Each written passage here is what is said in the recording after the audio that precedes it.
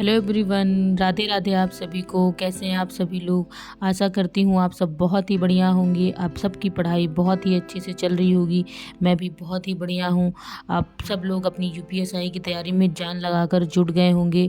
मुझे पता है कि आप सब लोग रुकने वाले नहीं हैं, अपनी तैयारी को एक बहुत ही अच्छे मुकाम पर ले जाने वाले हैं। बढ़िया से मन लगाकर अपनी तैयारी करने वाले हैं। तो चलिए, आज का हमारा डे 7 ऑफ यूपीएसआई प्रिपरेशन, जिसमें मैं सबसे पहला काम करती हूँ, अपना डे का टारगेट लिख लेती हूँ। आप मुझे पता है कि आप लोग भी ऐसे ही कर रहे होंगे कि अपना डे वाइज टारगेट बना के कर रहे होंगे, क्योंकि बहुत सारे बच्चे ऐसे हैं जो कमेंट करते हैं कि मैंने बहुत बढ़िया से अपना टारगेट बनाया है, चीज़ें अपनी कंप्लीट की हैं। तो मोस्टली लोग यही कर रहे हैं।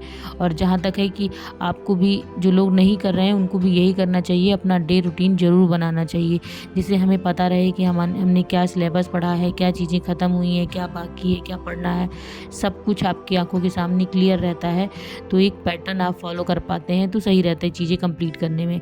तो मैंने अपना आज का टारगेट बना लिया है। जो मैंने मॉर्निंग में चीज़ें याद करने वाली रखी थी, जैसे हिंदी में मैंने रखा था विलोम शब्द, और ज़्यादा नहीं, केवल रिवीजन का ही रखा था कि 20 विलोम शब्द याद कर लूँगी, पढ़ लूँगी मतलब एक बार, और 20 तत्सम और तद्भव, और 20 लगभग उपसर्ग और प्रत्यय, क्योंकि ये सारी चीज़ें हैं। बाकी तो हम लोग पढ़ ही रहे हैं साथ साथ, इसका रिवीजन गैप हो जाता है, तो इसको गैप नहीं करना है, क्योंकि इसका क्वेश्चन आप देखते ही कर लेंगे। एक तो टाइम बचाने वाला भी होता है, और दूसरी चीज़ ये है कि आपका नंबर भी बढ़ाने के लिए हेल्प करता है। आपका ज़रा सा भी विलोम शब्द या आप तत्सम तद्भव में गलत करके आते हैं तो बहुत ज़्यादा पछतावा होता है कि इतनी छोटी सी चीज़ें, सिली मिस्टेक्स, जो सिली मिस्टेक्स कहते हैं यही होती हैं, जिस चीज़ पे हमारी कमांड है कम से कम वो ना जाए।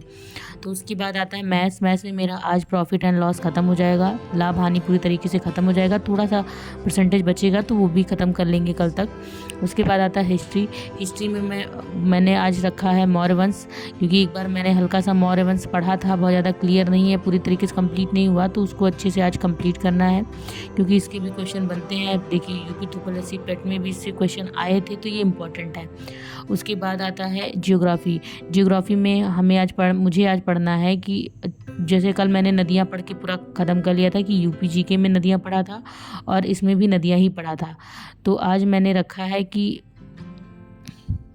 कृषि में क्या क्या इम्पोर्टेंट है, क्या क्या कौन से क्षेत्र हैं, कहाँ पे क्या चीज़ों का उत्पादन होता है, स्पेशली इसके लिए ये इम्पोर्टेंट टॉपिक है। वैसे भी आप अगर ज्योग्राफी से निकाल दीजिए इसको, तो अदर में भी ये पूछा जाता है कि कौन सा देश किस चीज़ की कृषि के उत्पादन, कौन सा देश या कौन सा राज्य जो है किस चीज़ के उत्पादन के लिए इम्पोर्टेंट है। तो ये सब चीज़ें पूछी जाती हैं वर्ल्ड में और इंडियन कृषि का पूरा मिला करके।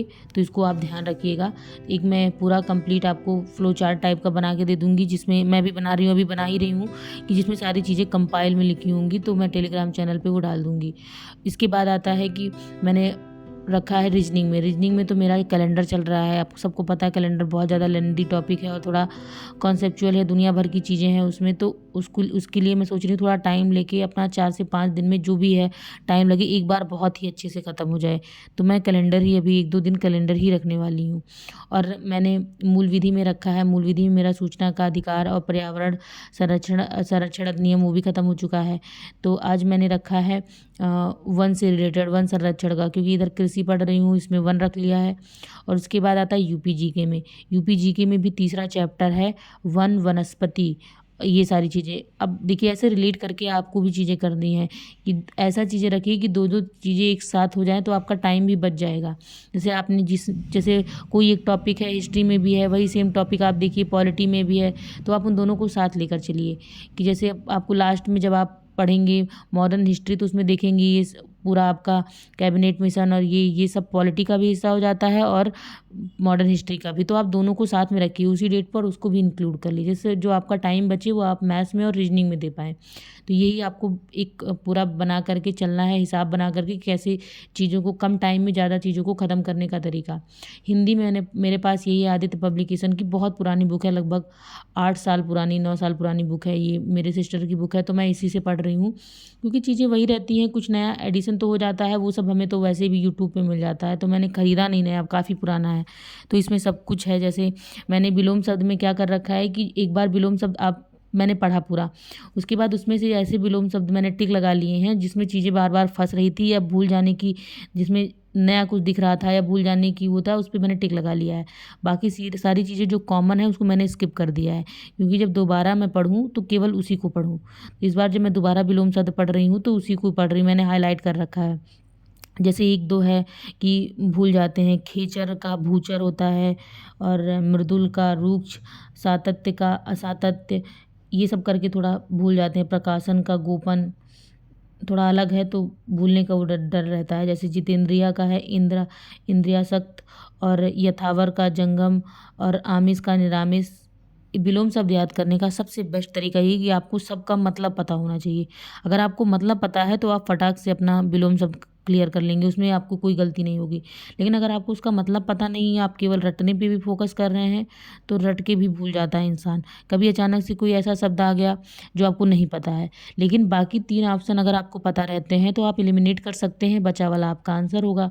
तो ये बेस्ट स्ट्रेटजी होती है कि जो भी आप पढ़ रहे हैं वो आपको पता होना चाहिए कि इसका क्या मीनिंग होगी, इसका क्या मतलब होगा।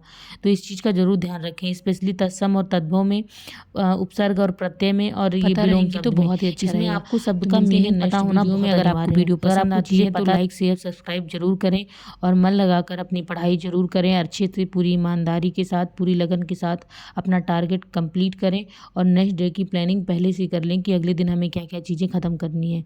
तो मिलते हैं नेक्स्ट वीडियो में। Till then bye bye, take care, अपना ध्यान रखिएगा। पता होंगी तो आपका काम बहुत ही आसान हो जाएगा। तो अगर आपको वीडियो पसंद आती है तो लाइक शेयर सब्सक्राइब जरूर करें। मिलते हैं नेक्स्ट वीडियो में। Till then bye bye, take care. मन लगाकर अपनी पढ़ाई करिए, ईमानदारी के साथ पूरी लगन से अपनी पढ़ाई पर फोकस करिए। मिलते हैं नेक्स्ट वीडियो में, अपना ध्यान रखिएगा।